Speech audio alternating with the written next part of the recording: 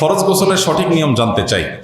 ফরজ গোসলের সঠিক নিয়ম হলো, কারণ গোসল ফরজ হলে সর্বপ্রথম কাজ হলো শরীর এবং কাপড়ের যেই জায়গায় নাপাক লেগে আছে সে নাপাকটা ধুয়ে ফেলা। কাপড়ের লাগলে সে কাপড়টাকে আলতো করে কাপড়ের যে অংশে নাপাক লেগেছে সেই অংশকে ভালো করে ধুয়ে নাপাকটা দূর করে ফেলা। শরীরে লাগলে শরীর ডলে ধুয়ে ফেলা ওই অংশটা। এরপরে দ্বিতীয় কাজ হলো ঠিক যেভাবে আমরা অজু করি ওইভাবে অজু করা। 2 হাতের কবজি পর্যন্ত 3 বার ধুয়ে 3 বার কুলি, গড়গড়া করে কুলি, এবং 3 বার ভালো করে নাকে পানি দেওয়া। এরপরে মুখমণ্ডল ধোয়া, পুরা হাতের কোণে পর্যন্ত 3 বার ধোয়া, মাথা মাসা করা।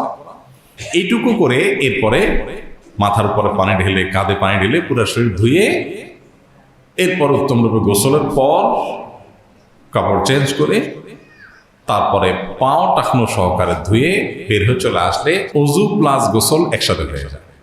এটা হলো গোসলের সুন্নাহসম্মত উপায়। কেউ যদি এভাবে না করে, ডাইরেক্ট গিয়ে সরাসরি সে ঝর্ণা ছেড়ে গোসল শুরু করে দেয় বা পুকুরে ডুব দিয়ে গোসল শুরু করে, আগে উজু না করে, গোসল হয়ে যাবে তার, কিন্তু তার এই পদ্ধতিতে গোসলের কারণে সুন্নত আদায় থেকে তিনি বঞ্চিত হবে। বিধায় সুন্নত আদায় করে গোসল আমাদের করতে হবে এবং সেই চেষ্টা থাকতে হবে।